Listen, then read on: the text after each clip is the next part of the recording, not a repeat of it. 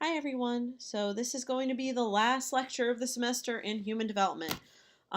This is for social and emotional development in late adulthood. Um, I noticed that Dr. Starling, when she created these slides, switched out all the different people.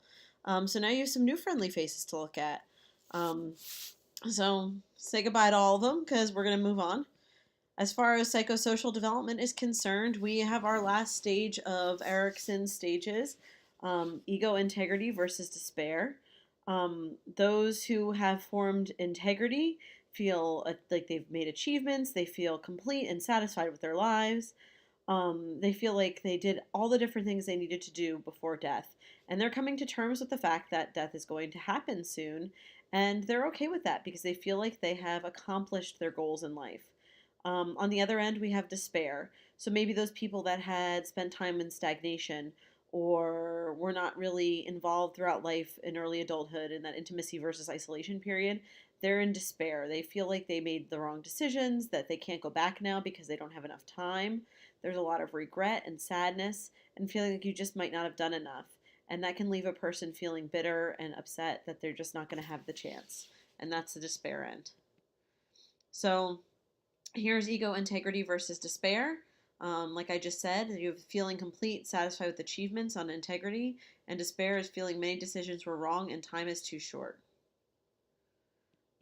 Joan Erickson, related to Erickson, um, believed going even further past ego integrity had this idea of gerotranscendence, which is this cosmic transcendent perspective directed forward and outward. Basically, what this means is that the person, as they go through gerotranscendence, I'm sorry, that's hard to say, they become even less self-occupied than they were previously and more altruistic. Individuals are going to find more selectivity in their choices of social and other activities. And if they feel like there's drama in something or something's an unnecessary social interaction, they're going to avoid that social interaction. So it's really trying to narrow down the things in life that are not worth it, things that might be relationships they don't want to be a part of, things that might be, issues they don't want to be a part of, having a decreased interest in material things, and really viewing that they should just be free and not have a lot of possessions or relationships that drag them down. Um, Also, it's thought that gerotranscendence involves more of a need of alone time, um, being oneself completely, not feeling like you have to put on an act for other people. And also, people might feel like they feel more youthful during this time period in life because they can now evaluate old events and gain new perspectives on them, look at all the things they've done well, and they start to view death as a natural part of the life process. And they feel that death is not as scary as they did in the past. So, as far as Giselle Le Bouvet Vif, sorry, I wanted to get it in saying that name that way one last time. Believe that people are getting better at affect optimization, feeling more positive emotions, being more resilient as they age.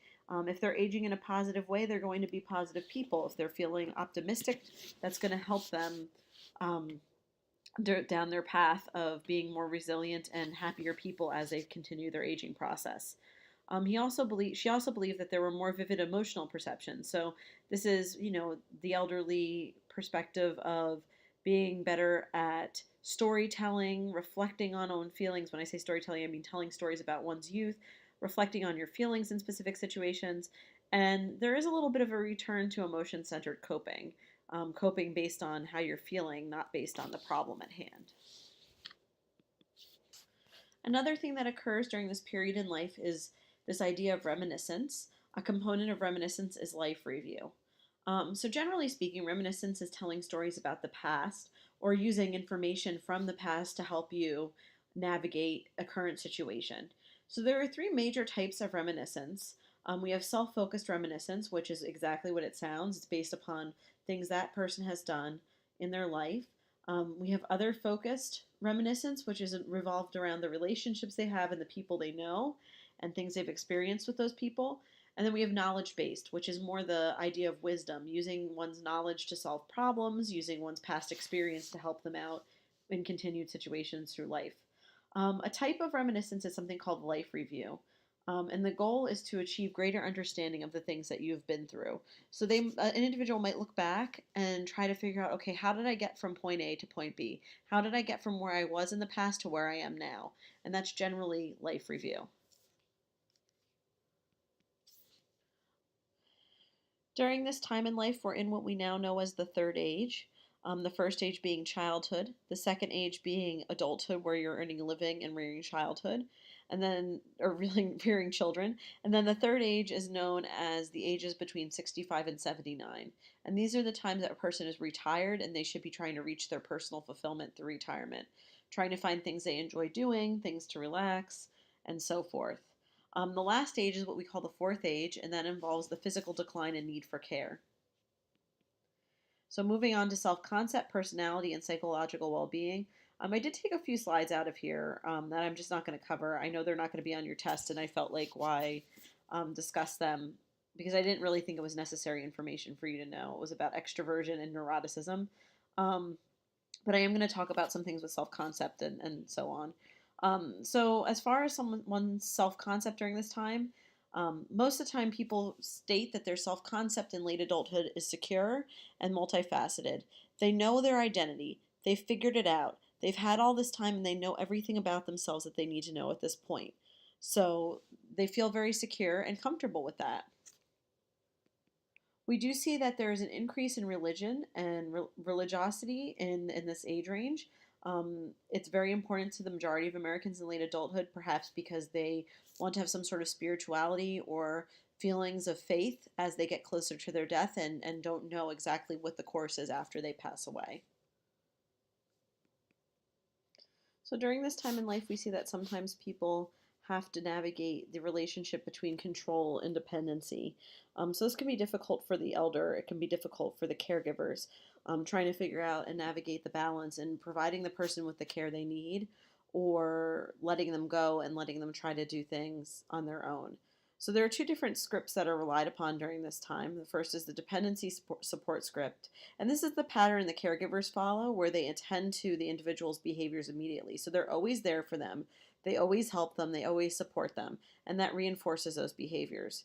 The opposite of that is the independent ignore script, which generally means that it's a pattern of interaction where the behaviors are mostly ignored and as a result occur less often. So this is all very behavioral. So if a person's independent behaviors are ignored, they're not going to do them as much and become more dependent.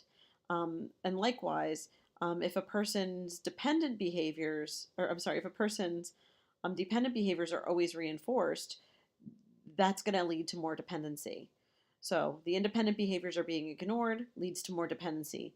The dependent behaviors are being reinforced, leads to more dependency. So sometimes we see what happens is that the elder is in a situation where their dependency is being so reinforced that they stop trying to continue things, and then you end up fitting the stereotype of not being able to do anything for themselves as they age. But this can be also adaptive because if you're setting up that relationship where you have a person there to support you and they're willing to do so as you do decline in health, that's going to be very helpful to have those behaviors be reinforced and have a caregiver there that's there and supporting. Um, Physical health is obviously a predictor of well-being. The better a person feels and the better a person they're doing health-wise, the more likely they are to feel good. It can be very hard for those as they age to have to start to rely on adaptive technology and things like walkers and wheelchairs and whatever the case may be. And for certain people that aren't as optimistic as others, that can lead to feelings of not having any personal control and a lot of negativity and concern about decline in health. Some people look at these things as more positive, like, oh, it's so good that I have these things available to me to help me continue on. But for some, it can be a real negative feeling. Moving on to changes in the social world in late adulthood. There are different theories of aging that are supported as far as how individuals are socially. So the first one is disengagement theory, which is this idea that as somebody ages, they decide to separate more from society. And when they separate more from society, other people separate from them as well and disconnect. So it's like a mutual withdrawal. Obviously, if people are disengaging from society as they age, this is not a very beneficial theory of aging, a beneficial situation socially. They start disconnecting from peers and disconnecting from family members and things they used to do in society, and that leads to them, not having those social relationships that can be very important and maybe being too isolated.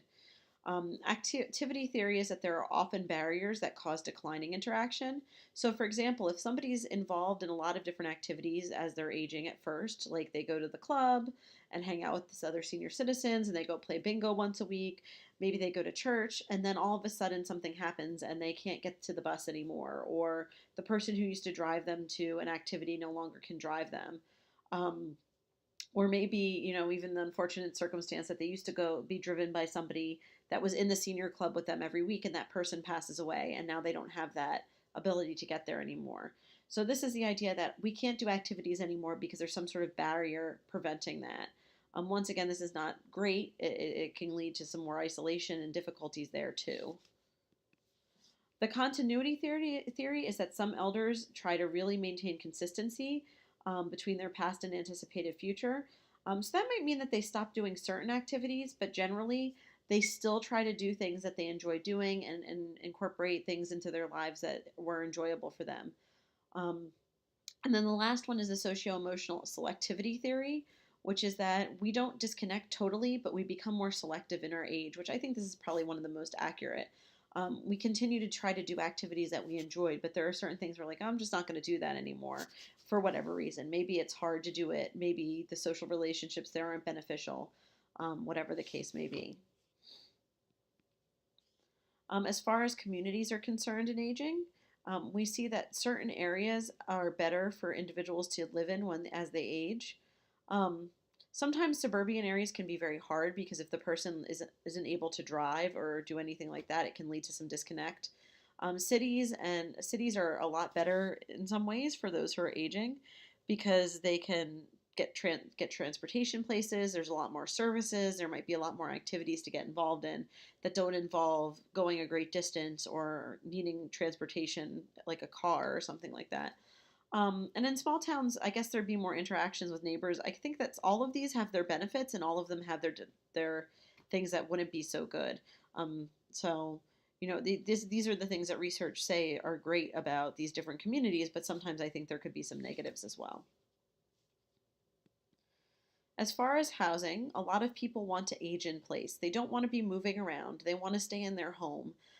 If they're getting to a point where they're losing their abilities to be at home, it can be very difficult to know that you have to leave a place that you feel comfortable in and safe. I remember when my grandmother was declining several years ago. She's now passed away, but she was very upset that she ended up in the hospital, and she just didn't want to be in the hospital. She just wanted to be in her house. But at the time, there was just no way for her to be in her house, and unfortunately, she passed away in the hospital. And I know that this was a very difficult thing for her. As far as housing is concerned, there are obviously different places people can live as they age, depending on what type of care they need. So here are just some examples.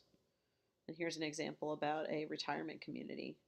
And so that brings us to the final section of these slides. And I'm going to post a YouTube video too for something regarding Elizabeth Kubler-Ross's stages of death to help you remember it.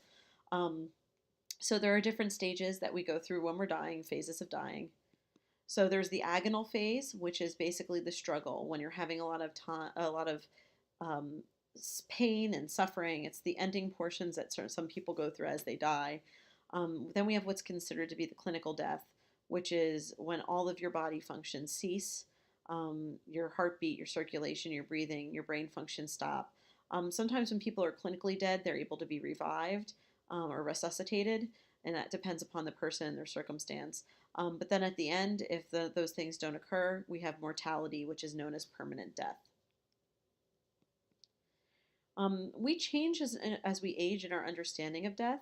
Actually, those who are in late adulthood are much more comfortable with the idea of dying. They think about it more, they talk about it more. They worry about how it might happen and have concerns about what is going to happen with them after the fact. But honestly, it's usually the easiest time to process dying. One of the worst times is really middle adulthood because you might see your aging parents. You might be seeing people you know starting to pass away, and you really just start to think about death more, and you become aware that your time is growing shorter on the planet, and you start to focus on the things that you need to complete. Those in early adulthood, where we're at, tend to not, although I'm getting closer to the end of early adulthood, so I'm starting to think more about the stuff in middle adulthood. There's a lot more avoidance and kind of trying to just push that thought out of one's head and avoid death, not think about it, be anxious about it, and really it's thought as this distant thing that it's not something we really need to think about in that moment. So, as far as the stages of death are concerned, the one most famous theorist who talked about death was Elizabeth Kubler-Ross, and she had these 5 stages. So when we find out that we're going to die, we go through a stage of denial. We want to avoid the idea that this is actually going to happen. Then the next step is becoming angry with the situation, being mad at whoever you could be. You can blame other people. You might be mad at yourself. You might be mad at God. Whatever the case may be, you're just angry. The third stage is bargaining, trying to figure out a way out of it, seeing if there's anything you can do differently. And then the next stage is depression, where a person has come to terms with the fact that they're going to die and they are very saddened by it, and they think about the things that they may have done if things were different. And then the last stage is acceptance, which is this realization that it's going to happen. It's not maybe the best circumstance, but it's going to happen, and you come to terms with that. So stages in this are not fixed. Sometimes people go back and forth between different stages. It can lead to caregivers having some difficulty if a person is angry or bitter. Um, and it really depends on the context of one's dying. Sometimes people get to know that they're dying and they're okay with it because they're at the end of their lives and it's time. It really depends on the person. And lastly, appropriate death. I hate ending the slide on this note. The slides on this note, but a person will try to make sense in terms their pattern of living, their values, the things that were great in their life, the relationships that meant something. They remember those relationships, feeling a sense of control as one dies, and being as free of suffering as possible. And with that, I'm going to end the lecture. I really hate ending on this note. When I used to teach this class, I would show a couple slides on death, and then I would talk about optimal aging and how people, when they end life, the best thing to be is optimistic and have good support and good health and do all these positive things for themselves so they age optimally. And so I'm going to end on that. So think of like, as you age, aging optimally and all the different things they might mean. That might mean. So I'm hoping that you got something out of these lectures. I know that having the recordings and not a real person could be a little difficult for some of you, and I am looking forward to seeing you all next week at the test. So for most of you, I will see you on Tuesday at 12:15 in the Herd building, Herd auditorium. Thanks. Bye.